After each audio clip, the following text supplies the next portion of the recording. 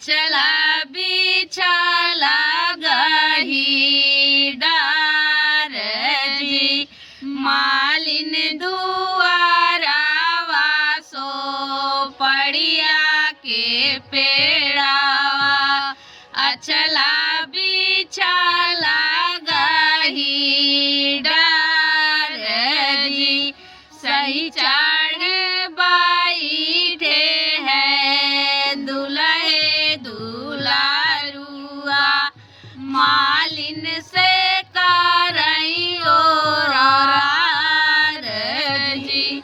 सभवा में बैठे हैं बाबा बड़ाईता मालिन रहना दे जी सभवा में बैठे हैं बाबा बड़ाईता मालिन रहना दे जी बर जौना बाबा हो आपन दुलारुआ कतरई सो पड़िया के डार जी बर जौना बाबा हो आपन दुलारुआ कतरई सो पड़िया के डार जी इतनी वचन सुन बाबा बड़ाईता बेहसी बिहसी हर साई जी इतनी वचन सुनई बाबा बड़ाईता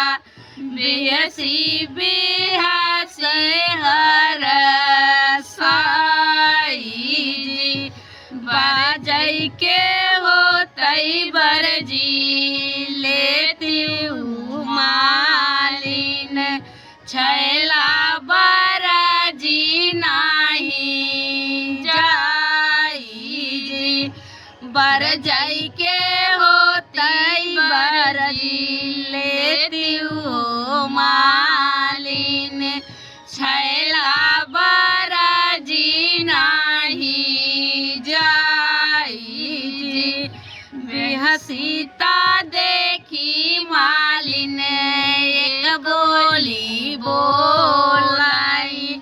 बतिया के करहूँ विचार जी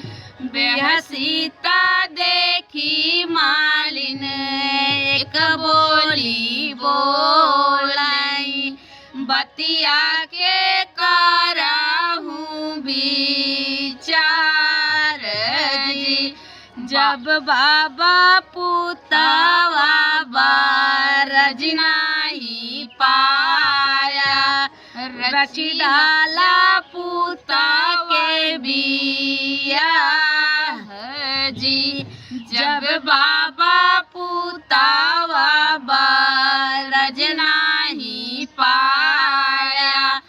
रची डाला पुता के बिया जी मालिन दुआरा वासो पड़िया के पेड़ावा अचला बिछला गही डार जी मालिन दुआरा वासो पड़िया के पेड़ावा अचला बिछला